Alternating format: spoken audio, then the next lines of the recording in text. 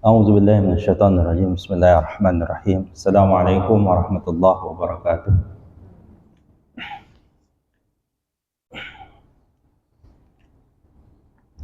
Alhamdulillahirabbil alamin alladzi arsala rasulahu bil huda wa dinil haqq liyuzhirahu 'ala ad-dini kulli wa kafa billahi shahida. Asyhadu an la ilaha illallah wahdahu la syarika lah wa asyhadu anna Muhammadan abduhu wa rasuluh la nabiyya wa la rasula ba'dah. Allahumma salli wa sallim wa barik ala nabiyyina Muhammadin wa ala alihi wa sahbihi wa man tabi'ahum bi ihsanin ila yaumiddin, amma ba'd. Hadirin sekalian yang dirahmati Allah Subhanahu wa ta'ala, bersyukur kita atas segala nikmat yang Allah berikan kepada kita. Sungguh apapun yang terjadi pada kita hari ini itu adalah atas kuasa dari Allah Subhanahu wa ta'ala. Bisanya kita hadir, bisanya kita bernafas, segala kenikmatan ataupun beratnya kita hari ini, ya, semua itu atas kuasa Allah Subhanahu wa ta'ala. Dan Rasul mengatakan sungguh takjubnya dengan orang-orang mukmin yang dia ketika diberi nikmat dia bersyukur, dan dia ketika dia diberi ujian dia bersabar. Saudaraku yang dirahmati Allah Subhanahu wa taala, kita akan lanjutkan ya seri pandangan hidup Islam yang mungkin sempat terputus hampir sebulan mungkin. Ya, kemarin saya minta maaf, pertama saya ke Jogja, yang kedua waktu itu kita hujan ya, jadi tidak bisa hadir ke sini juga. Di pertemuan terakhir kita sudah bicara tentang hajat insan ila Rasul. Kita sebelum-sebelumnya bicara tentang tauhid, bicara tentang mengesahkan Allah, mengenal Allah, lalu menjadikan Allah satu-satunya Tuhan, satu-satunya sesembahan kita, menyatakan tiada lain, tiada bukan, bahwa satu-satunya yang berhak disembah itu adalah Allah Subhanahu wa ta'ala. Tapi hal itu menimbulkan pertanyaan. Lalu bagaimana bertauhid? Lalu bagaimana menghamba kepada Allah? Bagaimana hidup sesuai dengan aturan yang Allah inginkan itu? Oleh karena itu kita punya hajat, kita punya kebutuhan.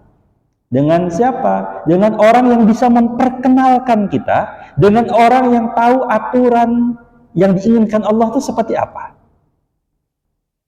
Allah berikan kepada kita nikmat berupa diutusnya seorang Rasul. Siapa Rasul itu? Ya, dalam beberapa takrif, ya, dalam beberapa definisi, ar-Rasul, ar-Rajul, laki-laki. Mohon maaf ya. Jadi ada orang bilang, kenapa sih Nabi dan Rasul laki-laki semua? Jawaban mudahnya, ya Allah yang tentukan. Allah inginkan laki-laki. Ya. Begitu juga Allah yang tentukan dalam hal berbeda. Kadang ada laki-laki harus begini, perempuan begini. Masing-masing menjalani apa yang Allah sudah tetapkan. Jadi seorang Rasul itu pasti laki-laki. Jadi yang pertama Rasul itu siapa? Ar-Rajul, laki-laki dia. Yang apa? Al-Mustafa. Ini kata-kata yang sering kita dengar. Nurul Mustafa, cahaya ya, yang Mustafa itu apa? Yang terpilih. Jadi Allah pilihkan. Di antara laki-laki yang banyak itu ada orang-orang yang diangkat menjadi Rasul. Al-Mursal, yang diutus minallah, dari sisi Allah. Diutus oleh Allah. Diutus buat bawa apa? Ar-risalah. Bir-risalah, membawa satu risalah. Makna umumnya kan risalah itu ada yang, kalau di bahasa umumnya risalah itu ya bisa menjadi surat, bisa jadi lembaran-lembaran. Ya intinya kalau dalam makna di sini lebih spesifik, ya, maknanya adalah risalah itu dalam artian petunjuk dari Allah Subhanahu wa ta'ala. Yang mau gimana bagaimana kita mengenal Allah. Kita di dunia ini tidak bisa melihat Allah, kita tidak tahu bagaimana zat Allah, sifat Allah. Bagaimana kita mengenalnya? Allah perkenalkan zatnya dan sifatnya itu melalui siapa? Melalui utusannya. Siapa utusannya tadi? Yang Ar-Rasul. Kepada siapa Rasul itu diutus? Ilan nas. Walaupun dalam definisi yang lain juga kepada golongan jin. Minal jinnati wan nas. Karena nanti sebagian riwayat kita temukan ya dalam Al-Quran itu juga temukan ada sekumpulan jin yang mendengarkan. Jadi jin itu ada yang muslim, ada yang kafir, sama. Jadi tidak semua yang namanya jin itu kafir semua gitu. Yang kafir itu kita kategorikan sebagai apa? Sebagai syaitan. Nah, tapi setan juga dalam Quran kita temukan minal jinnati wan nas. Setan juga adalah kalangan jin dan kalangan manusia. Jadi Rasul yang utamanya diutus kepada kalangan manusia.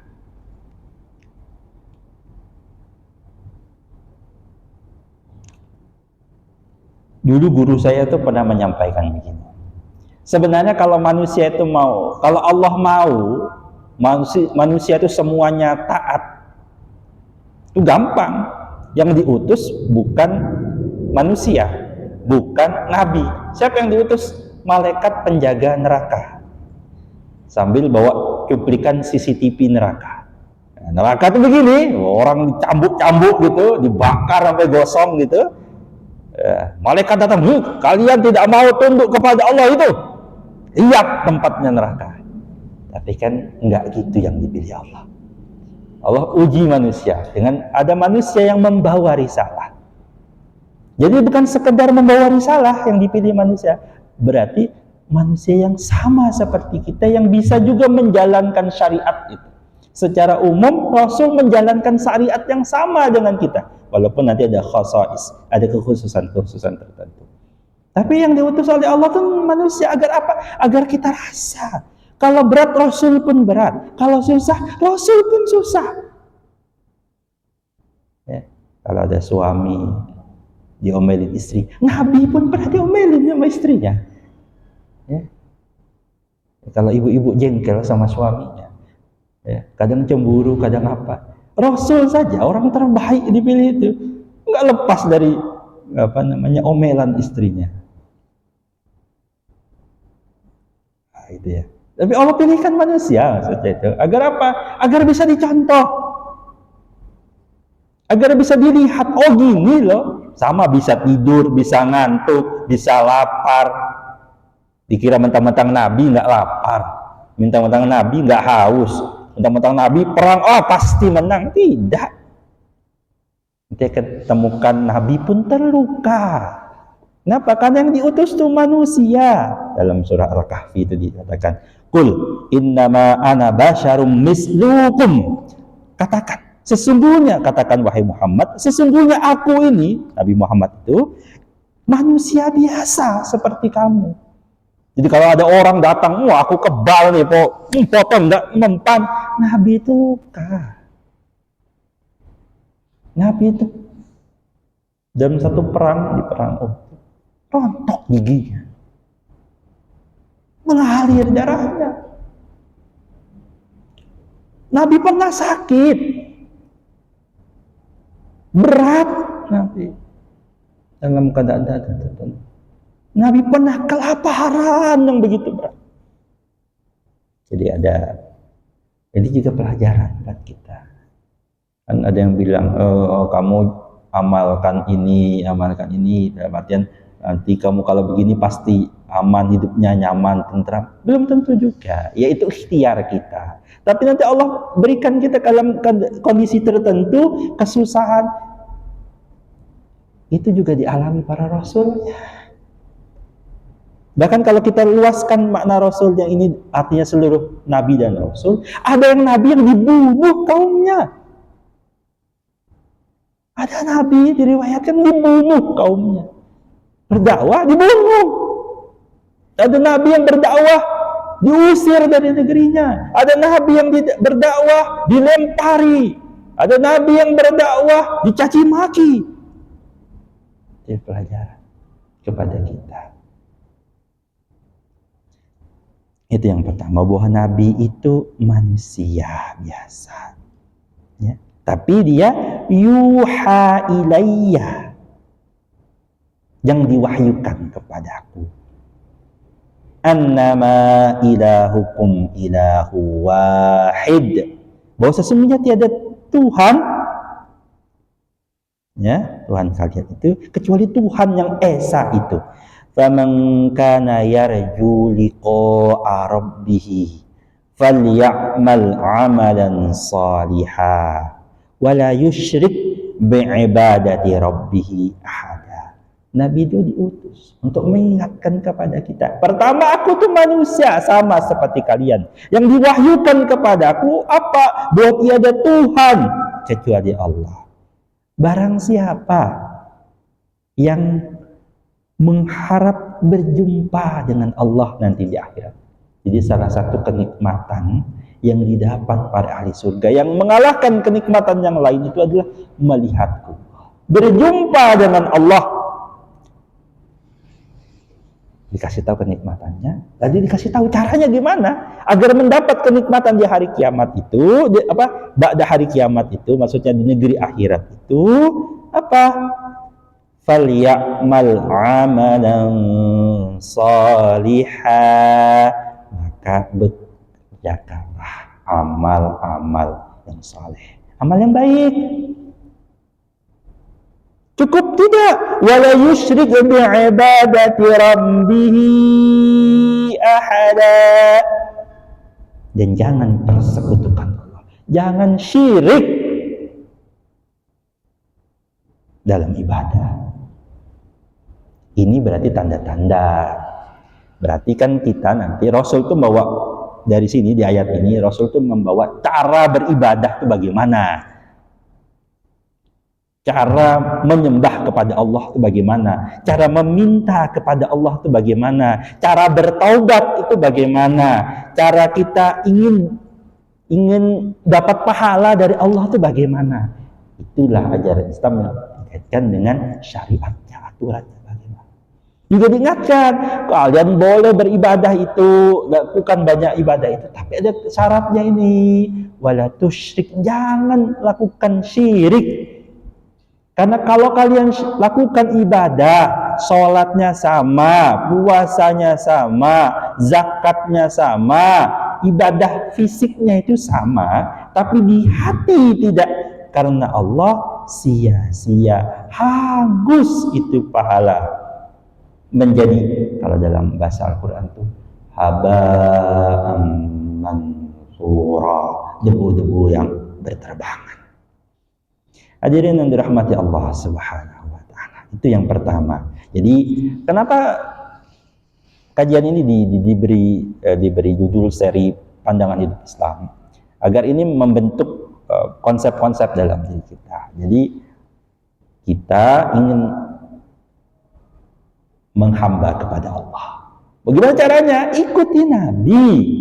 Jadi dari situ kita tahu bahwa mau beribadah kepada Allah itu sesuai apa yang dituntunkan oleh Rasulullah Sallallahu Alaihi Wasallam.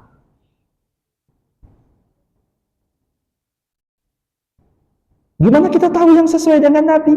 Disitulah berarti ada syariat namanya belajar. Menuntut ilmu, cari tahu bagaimana caranya, mana yang boleh, mana yang tidak boleh. Lalu saya sampaikan di 2 pertemuan sebelumnya, kan Nabi udah gak ada.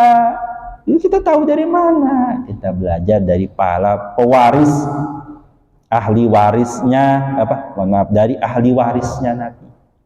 Siapa ahli warisnya Nabi itu? Para ulama. Dari ulama-ulama itu kita belajar. Oh gini toh cara sholat yang benar. Oh begini toh cara puasa yang benar. Oh begini toh cara masuk masjid. Kaki mana yang didulukan? Oh ini toh doa masuk masjid. Oh begini toh begini dan sebagainya.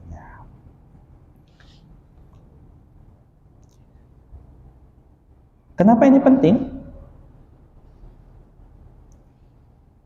Karena apa yang dibawa itu harus kita sandarkan nanti kepada Nabi Muhammad SAW. Tak sembarangan kita. Jangan mentang-mentang kelihatannya baik, ya gitu.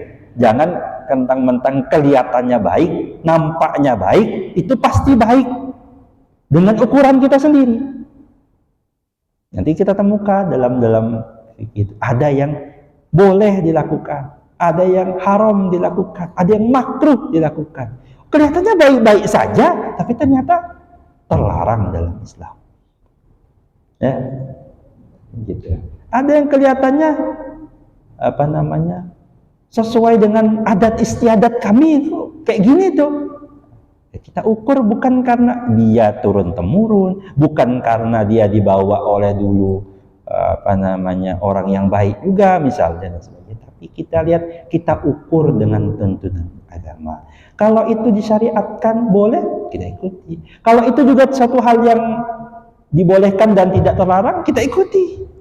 Tapi kalau itu ternyata sesuatu yang bertentangan dengan apa yang dibawa Nabi, kita sebut dengan nama risalah tadi, kita tinggalkan. Soalnya di zaman-zaman sekarang ini, nanti saya sering ngisi beberapa acara itu diminta bicara, karena saya itu backgroundnya hukum. Kadang saya diundang tuh bicara tentang hukum terkait keluarga dan sebagainya. Saya beberapa bulan lalu bicara tentang hukum keluarga di salah satu pengajian ibu-ibu. Nah dari situ terungkap, wah ternyata begitu ya Ustaz, ternyata enggak begini ya, ternyata sering contohkan tuh begini, Bu, ini kan kata-kata yang sering muncul di ibu-ibu tuh. Katanya kan harta istri itu harta istri, harta suami harta istri kata dia. Dari mana pula itu? Ya kan? Dari mana itu? Dalam Islam ternyata nggak kayak gitu. Harta istri, harta istri. Harta suami, harta suami. Dari harta suami itu, suami wajib mengeluarkan kewajibannya. Pertama yang wajib dulu, apa? Nafkah. Nanti ada Islam mengatur apa yang wajib diberi. Skincare wajib nggak? Gitu, itu harus tahu kan gitu. Jangan sembarangan ini dan sebagainya. Ya, kita harus tahu. Nah, tidaklah saya bahas di sini. Saya cuma memberikan masalah contohnya begitu. Untuk masalah begitu kita harus tahu tuntunannya. Berarti zaman Nabi nggak ada skincare, apakah itu enggak? Tentu juga, dilihat dulu. Jangan sampai, ini mohon maaf, saya sudah berulang kali dari banyak tempat, jangan sampai istri itu maling uang suami. Sama suami gitu juga. Jangan sampai suami itu ngambil uang istri. Yang sering saya contohin tuh, Bu-ibu, kalau lagi nyuci, kalau lagi nyetrika, jelok baju gini kan ya, pas dilihat merah, pas dilihat ya 5.000 ternyata, tak kira 100.000 di celana dan di pakaiannya suami. Itu uang ibu apa uang suami? Nah itu kan, saya tadi kalau bilang apakah nyolong uang suami, hati-hati. Jangan dikira kalau suami istri itu uangnya suami boleh diambil sendiri, termasuk suami juga boleh ngambil uang. Enggak, ada tuntunannya. Ya. Nanti deh baca fikihnya belakang-belakangnya. Cuma ngasih kode saja. Ada aturannya ada. Jangan sampai diambil hak bukan haknya. Dalam Islam itu diatur bagaimana mengambil kita mendapatkan hak kita. Ada. Suatu ketika seorang istri mengadu kepada Nabi. Wahai Nabi, suamiku itu pelit. Ada yang suami sekek dari zaman dulu ada. Dari zaman Nabi pun ada ya. Suamiku tuh kaya tapi pelit. Boleh nggak aku mengambil? Jadi dia sudah ngasih nafkah, si suami sudah ngasih nafkah, tapi kurang. Kebutuhanku ada begini Nabi, kebutuhanku ada gini. Jadi ada berbasis kebutuhan.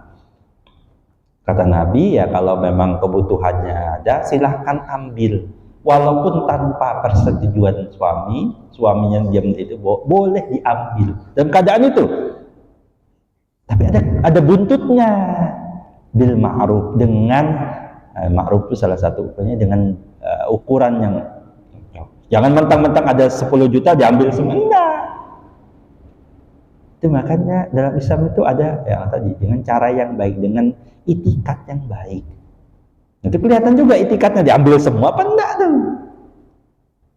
Gitu. Jadi ada batasan-batasan. Jadi dalam kondisi itu ada boleh tertentu, oh harus begini, harus begini. Ada tuntunannya, ada tuntunannya.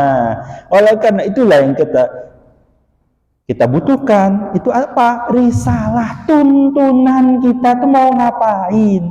Dibawa oleh seorang nabi, seorang manusia yang sama seperti kita. Kalau disuruh sholat, kita ikut sholat bagaimana? Kata Nabi, ikut lihat di caraku sholat. Begini loh cara sholat. Sahabat melihat Nabi sholat, nanti sahabat nanti menurunkan kepada muridnya, oh Nabi sholat tuh begini. Ketika Nabi sudah tiada, para tabi'in itu belajar dari para sahabat, begini loh sahabat, begini loh Rasul sholat. Nanti tabi'in itu ngajarkan lagi kepada murid-muridnya, tembus sampai kita belajar, oh cara sholat tuh begini. Walaupun nanti kita temukan ada sedikit-sedikit perbedaan, yang perbedaan itu cabang-cabang saja. Tidak ada yang sholat subuhnya 4 rakaat. Mau gimana bedanya? Mau kunut tidak kunut, sama. Tetap sholat subuhnya 2 rakaat. Mau yang takbiratul ihramnya begini apa sampai di sini, tetap sama. Yang dibaca Allahu Akbar, bukan subhanallah. Jadi itu Allah jaga risalah itu sampai ke kita. Tapi juga tadi saya sampaikan ada kewajiban belajarnya. Ustadz, saya kan nggak tahu. Oh ternyata itu nggak boleh. Oh yang ini ternyata nggak boleh. Makanya belajar. Kata guru saya ada ukurannya. Ada sesuatu yang kalau sudah memang harusnya orang tahu, dia mengatakan tidak tahu, itu tidak diterima. Jadi tidak tahu itu dalam beberapa kasus dimaafkan. Salah karena tidak tahu dimaafkan. Tapi batasannya ada lagi nanti ukurannya. Para ulama menjelaskan batasan tidak tahunya sampai apa. Dia sudah tinggal di Indonesia, wilayah yang penduduknya mayoritas Islam. Dia nggak tahu kalau sholat wajib 5 waktu itu nggak diterima. Aduh, kenapa kamu nggak sholat? Nggak tahu ya kalau sholat itu wajib, nggak diterima.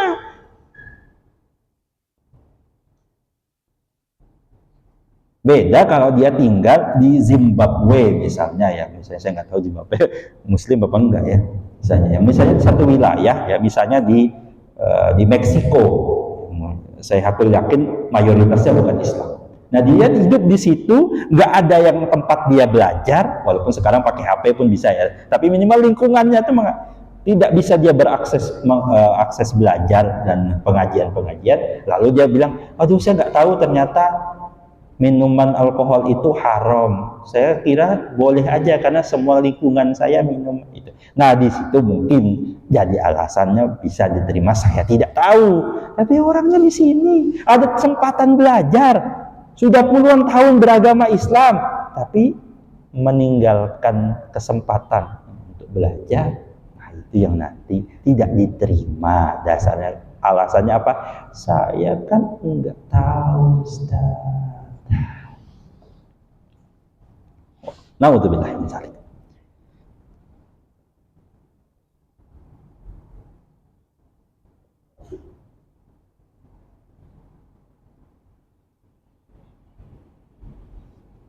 Itu yang pertama, tadi ya penjelasan bahwa Rasul itu adalah seorang laki-laki yang dipilih mursal, ya, dipilih di sisi Allah, diutus membawa apa? Membawa risalah. Ini loh.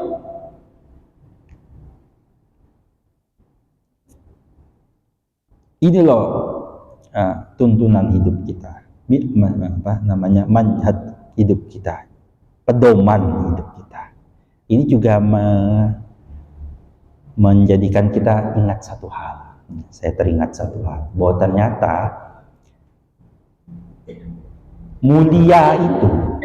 yang mulia itu suatu hal yang akhirnya berharga dan dihormati itu, dimuliakan dan sebagainya, itu adalah sesuatu yang ditempelkan atasnya Allah Subhanahu wa Ta'ala. Makin ditempelkan kepada Allah, makin bermanfaat ia, makin berguna ia, makin dimuliakan ia. Ini ada manusia sama seperti kita, tapi karena dia menjadi rasulnya siapa? Rasulullah, rasulnya Allah, utusannya Allah, mulia. Nabi Muhammad SAW beserta para anbiya itu mulia. Kenapa? Karena dia utusan Allah. Jadi kalau kita manusia mau mulia, banyak sandarkan apapun itu kepada Allah.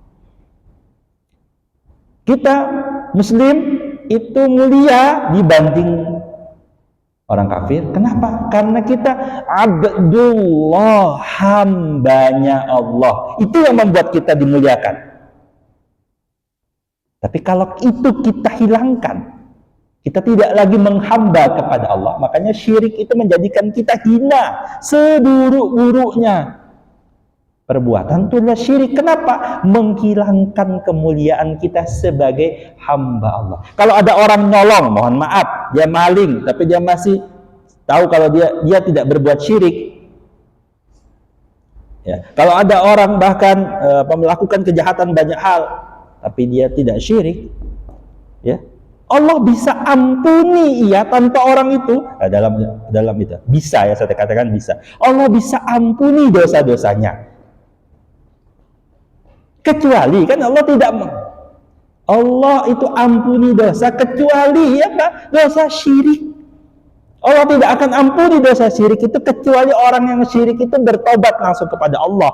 Kalau dia berbuat syirik tanpa sempat tobat sampai akhir hayatnya, hakul yakin dia tempatnya adalah neraka. Sedangkan kalau ada orang meninggal, dia pernah jadi keadaan dia maling, ada apa itu. Tapi kalau masih ada terbesit hatinya, itu adalah hamba Allah. Masih posisinya dia menghamba kepada Allah, maka kemungkinan masuk surganya. Rasul jamin, ya, dalam beberapa ulama mengatakan nanti akan masuk surga. Walaupun mungkin bisa langsung nanti masuk surga, Allah ampuni langsung masukkan surga, atau dibersihkan dulu. Di mana? Di neraka. Jadi semua yang beriman, tidak bersyirik, meninggal dalam keadaan tidak syirik kepada Allah, beriman, ya, tidak menyentuhkan Allah, akan masuk surga. Tapi tergantung nanti masuk surganya langsungan atau nanti dibersihkan dulu. Kalau kata guru saya itu gosong dulu di neraka. Nanti ada diriwayatkan, kata seorang sahabat, aku tahu mengenai satu kisah tentang orang yang terakhir masuk surga. Nanti diriwayatkan. Jadi dikisahkan ada orang-orang terakhir. Siapa orang-orang terakhir itu? Ya sudah lama dia di neraka itu, tapi tetap nanti dimasukkan ke surga ujungnya. Kenapa? Karena dia beriman kepada Allah Subhanahu wa Ta'ala. Dan karena mati. Ini juga menjadikan pandangan hidup kita, cara pandang kita yang menentukan bahwa baik buruk itu apa yang disandarkan kepada Allah. Kan dia baik, Ustadz, walaupun dia, mohon maaf, dia beragama bukan Islam, dia kan baik. Tidak baik. Baik tidak baiknya itu disandarkan bukan karena perbuatannya saja, tapi apakah dia itu masih dia mulia karena Abdullah, hambanya Allah, atau dia Abdul Taghut, dia hambanya, menghamba kepada Taghut. Hati-hati juga kita menjaga diri, status kita itu tetap Abdullah, bukan hamba uang, hamba harta, hamba kekayaan, hamba pilkada, apapun itu bisa jadi hamba. Bahkan suami yang menghamba pada istrinya, istri yang menghamba pada suaminya, anak yang itu ada, apapun itu bisa dijadikan. Karena dalam beberapa riwayat bahkan Nabi dan para malaikat pun ada yang dijadikan Tuhan oleh orang-orang. Nah, gitu. Nanti kita akan ketemu satu materi insya Allah dari beberapa pertemuan selanjutnya, kita bicara tentang apa namanya syirik. Nah, kita bicara tentang syirik.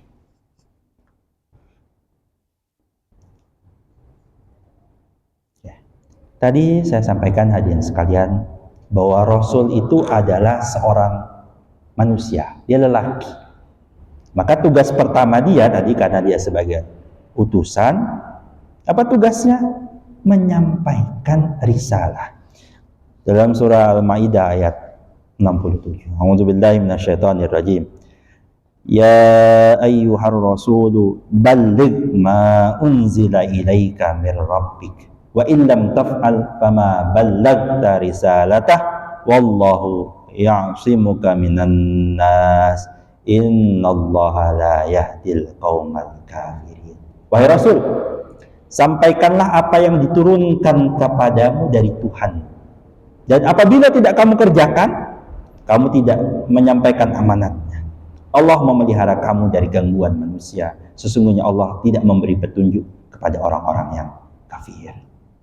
Jadi tugas Nabi yang pertama itu menyampaikan risalah.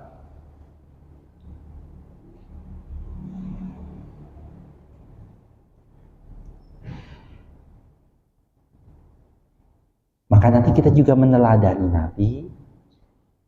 Kita bersyukur risalah itu sampai kepada kita. Kita ajak orang yang mungkin belum tahu, belum sampai risalahnya itu kepada dirinya untuk sampai juga. Kalau bahasa umumnya nanti ujungnya lah, kita punya tugas juga seperti Nabi. Apa itu? Tugas berdakwah. Aduh Ustaz, kami kan bukan Ustaz, bukan Ustazah. Saya tak mondok dulu, tak lama tak pernah pesantren, tak pernah apa. Dakwah dengan sebatas kemampuan, ukur diri. Ya. Mendakwah dengan apapun itu, ikhtiarnya. Apapun yang bisa kita lakukan. Oh, ada yang jadi guru, bisa menyampaikan, sampaikan. Ada yang jadi alim, ulama. Ada yang turun dikit, kami ini para mubalik, levelnya mubalik, menyampaikan. Harus sadar diri juga, ada bedanya. Para alim punya level tertentu, para mubalik ya tugasnya menyampaikan saja, jangan sok-sok tahu juga. Dia masalah kalau dia mubalik, dia tugasnya menyampaikan ceramah, tapi menyampaikan sesuatu yang dia tidak tahu. Wah, paling sering itu kalau ditanya, ada pertanyaan, sebenarnya dia nggak tahu, tapi kalau dia jawab enggak tahu, nanti malulah dia. Ustaznya nggak tahu. Padahal disahkan dalam riwayat Imam Malik, salah satu imam dalam mazhab yang 4 itu, dibawa orang jauh-jauh dari negeri yang jauh datang kepadanya, membawa sekian puluh pertanyaan. Yang bisa dia jawab hanya berapa gelintir saja. Orang protes, wahai imam, kami itu jauh-jauh ke sini, ingin tanya, kami tahu engkau orang yang paham, engkau ada seorang alim, levelnya sudah imam, ulama besar. Apa kata Imam Malik? Katakan, Malik tidak tahu. Tak tahu, sampaikan tak tahu. Kalau alim saja, ulama saja, para ulama itu tidak tahu, ada yang dia tidak tahu kan, apalagi yang pada level di bawahnya. Kita ukur-ukur diri dulu. Berdakwah itu sebatas apa yang kita tahu, sampaikan.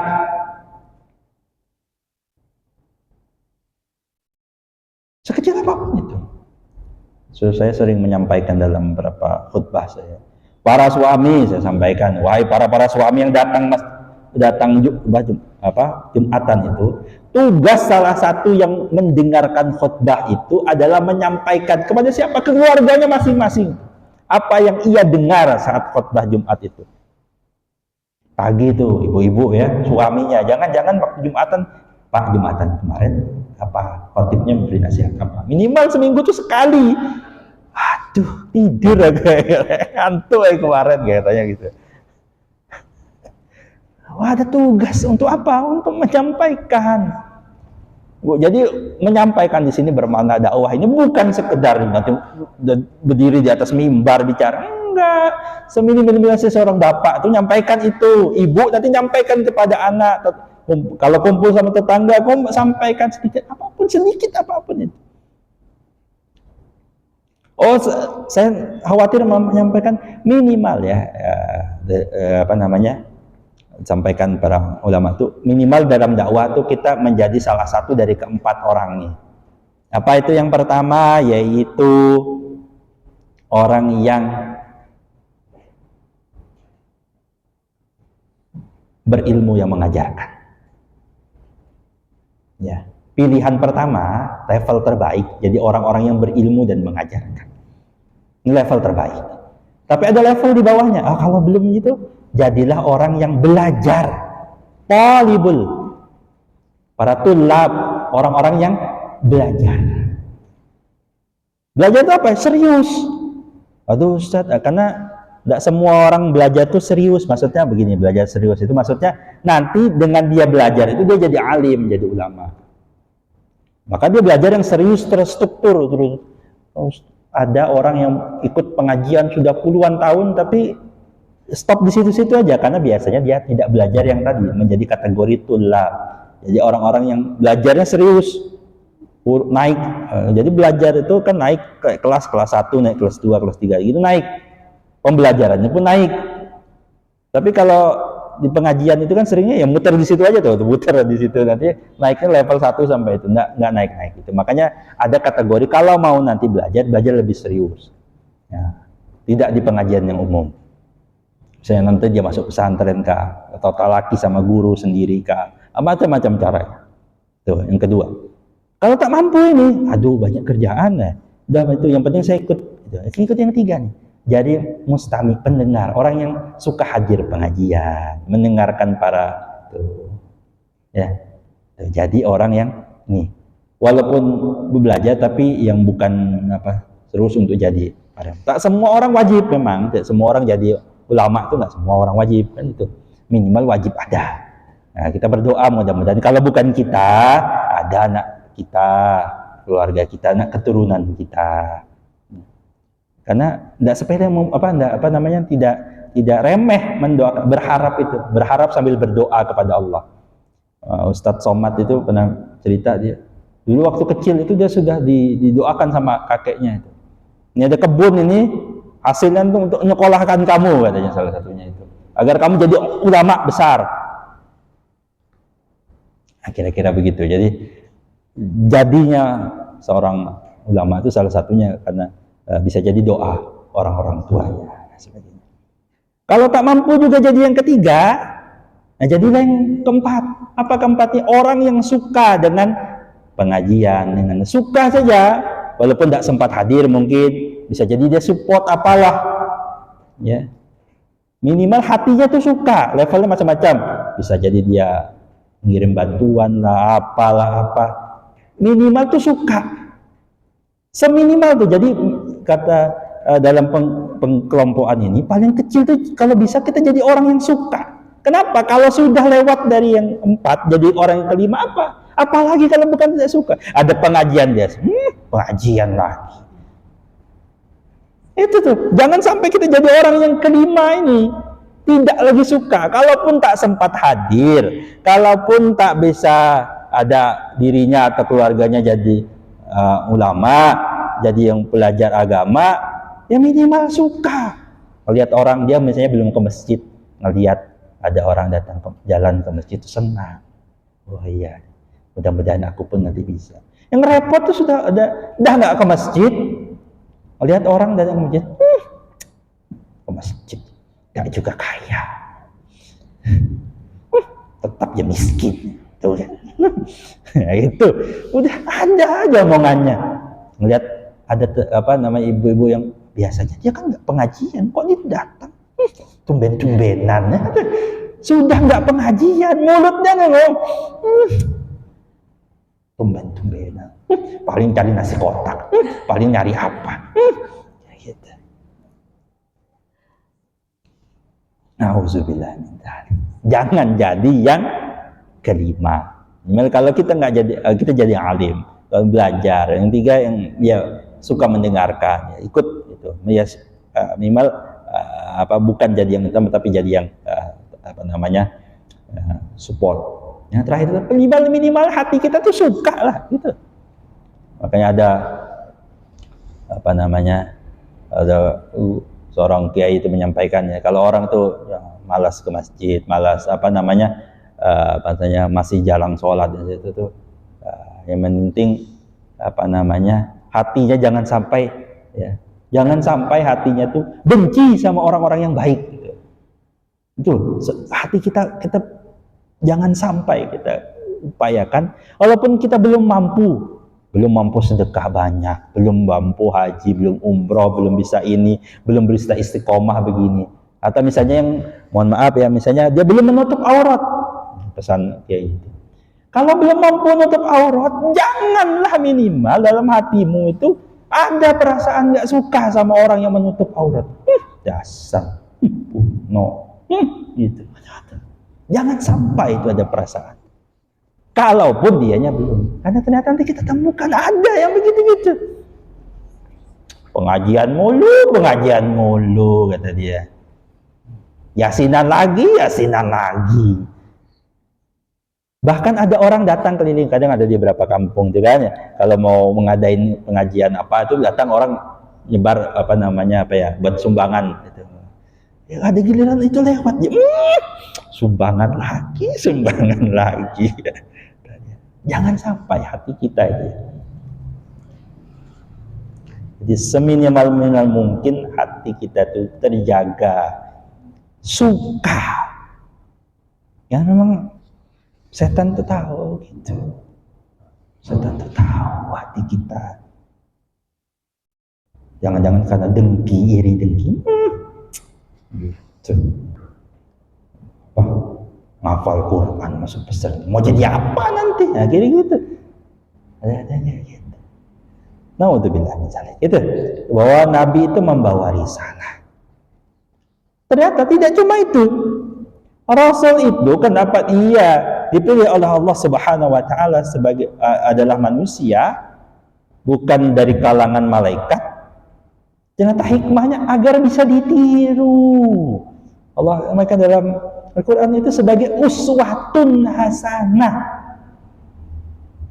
Agar apa? Agar nanti bilang, wah kalau dia rajin wajar malaikat. Misalnya gitu. Malaikat itu adalah kan makhluk Allah yang tidak punya nafsu, tidak punya rasa malas, tidak punya rasa yang jelek-jelek gitu. Pengennya beribadah saja. Sedangkan manusia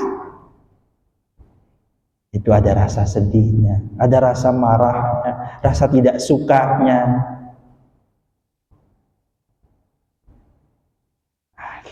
Agar kita bisa ditiru. Para sahabat itu tahu, bahkan Nabi itu, Nabi itu sedang marah. Jadi marah itu pada dasarnya manusiawi. Yang masalah adalah apa yang dilakukan saat marah itu yang jadi masalah. Dia marah, lalu mengeluarkan kata-kata yang kasar. Dia marah, dia nempeleng orang. Dia marah, Kalau rasa marah datang, itu kita jaga agar jangan buahnya itu yang kan.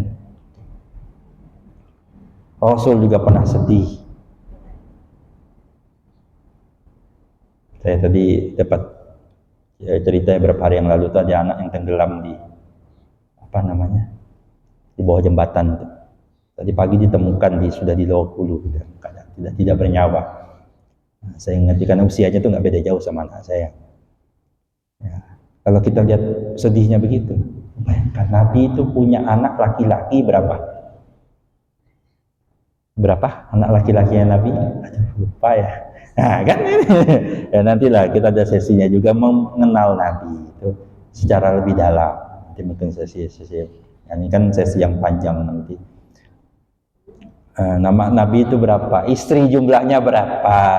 Anaknya berapa? Nabi itu anaknya yang yang hidup sampai besar itu anak-anaknya perempuan, anak-anaknya laki-laki itu meninggal semua dalam keadaan masih kecil.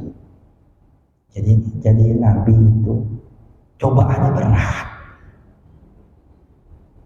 Bahkan ketika anak-anaknya yang terakhir meninggal itu dicemooh. Tuh Nabi itu. Dan punya yang meneruskan nanti. Anaknya cewek semua. Tidak ada yang laki-laki, tidak ada laki. Nabi pun dicemooh. Bayangkan perasaan. Udah kehilangan anak. Dia ngomong. Nabi pernah sedih, Nabi pun pernah senang, Nabi bisa tertawa, bahagia. Dari apapun kehidupan Nabi itu kita belajar, oh kalau Nabi bahagia begini Nabi. Oh Nabi itu kalau sedih begini. Kalau sedang tersinggung ada rasa marah begini Nabi. Kita belajar, kita teladani. Jangan dikit-dikit bilang, itu kan Nabi. Bukan kita, gitu tuh. Hati-hati jangan kata-kata. Nabi itu manusia gara-gara apa? Agar bisa ditiru tingkalan.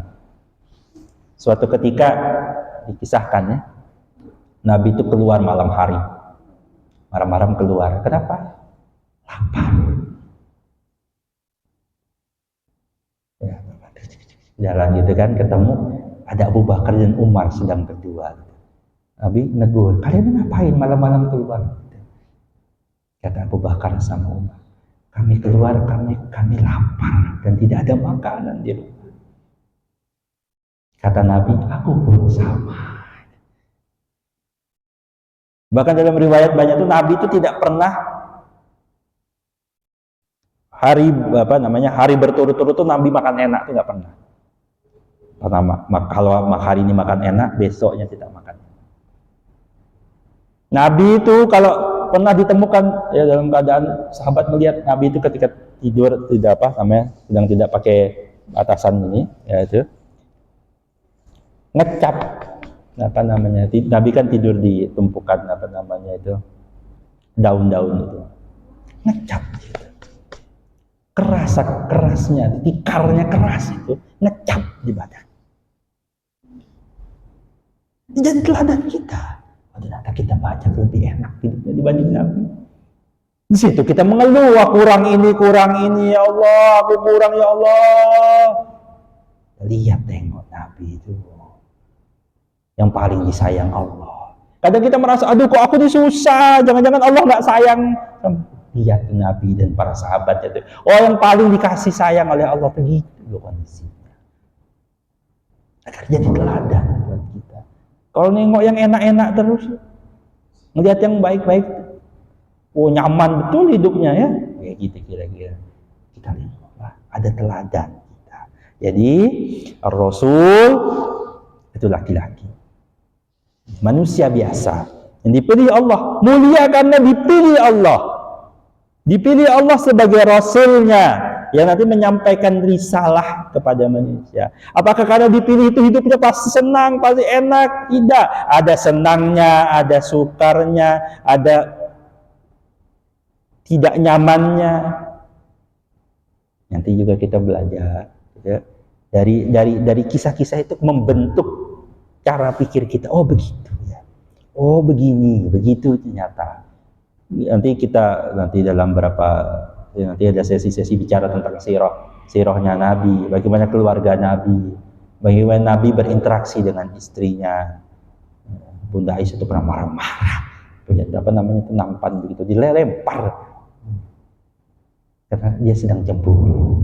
Nabi bilang, tuh bunda kalian sedang cemburu. Kira-kira begitu. Dari situ kita belajar, begini dan begitu. Bagaimana Nabi ketika suatu ketika para ummahatul mukminin itu menghadap Nabi untuk kumpul, minta tambah uang belanjanya tambah lah, kira-kira gitu. Pernah ada keadaan itu. Nabi marah dalam artian ya, kalau Nabi itu memboikot, tidak mau tinggal di salah satu rumah istrinya, sempat sendiri. Pernah kejadian seperti itu. Udah ngasih pelajaran. Bagaimana caranya? Nyata jadi istri Nabi itu tak nyaman belum? Oh, jadi istri Ustadz, jadi ini pasti nyaman itu. Enggak, istri Nabi aja belum tentu nyaman dalam sudut pandang kita, agar kita dibentuk pandangan hidup kita bahwa oh, yang nyaman, yang enak, yang mudah, yang cocok itu yang begini, bukan yang sesuai dengan keinginan kita. Karena dalam Al-Quran ditemukan nanti ada orang-orang yang ketika diberi nikmat dia merasa dimuliakan Allah. Amal insanu idza apa dalam Al-Fajr itu? Faedah. Nah, dia merasa dimuliakan. Aku dimuliakan. Habis itu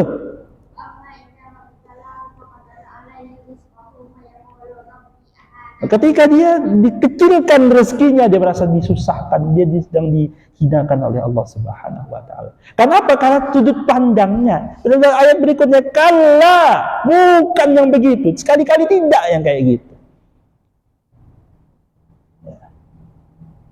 Waduh, mungkin saya sudah kalah nih.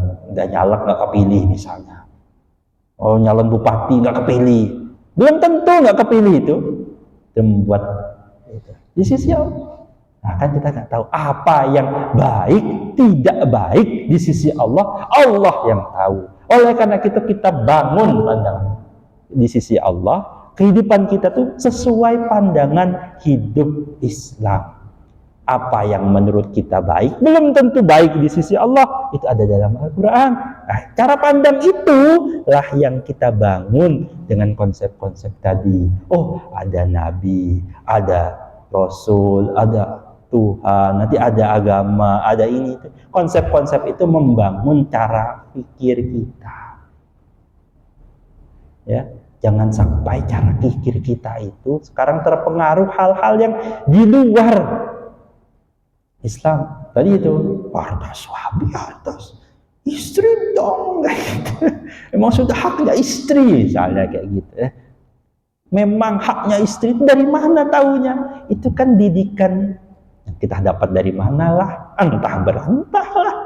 Nah, kita mari luruskan pandangan kita agar kita hidup ini di bawah naungan syariat Islam. Nah, saya cukupkan di sini, nanti kita temukan lagi di seri-seri tentang pandangan hidup berikutnya. Jadi materi-materi yang kami coba susun ini adalah materi yang membentuk cara pandang kita. Mungkin bisa jadi menyinggung kita. Aduh, gitu sih. Kok nggak sesuai itu? Ya, kita coba luruskan cara pandang kita. Saya pun semua sama-sama berikhtiar. Nah, mudah-mudahan kita jadi orang yang nanti hidup dengan cara pandang yang Allah inginkan. Rasul tak punya mahkota, mungkin kaisar-kaisar itu punya mahkota. Rasul mungkin tidak memiliki apa yang para pejabat-pejabat itu punya, tapi itulah yang dia. Wallahu a'lam bishawab. Sekali lagi ya, nanti jangan sampai nanti salah pikir, oh jadi harus miskin ya gitu, enggak juga ya. Nanti kita luruskan pikiran-pikiran kita untuk bagaimana menata hati dan mata pikiran kita menjalani hidup sesuai dengan apa yang Allah inginkan. Wallahu a'lam bishawab. Silakan kalau ada yang ingin ditanyakan, silakan, monggo. Disampaikan, ditanyakan, dikoreksi boleh saja ya, jangan salah, jangan takut juga, belum tentu benar kan ya. Ada mungkin tersalah dan silap, mungkin diluruskan dan sebagainya. Nah, silakan pada jamaah sekalian kalau ada.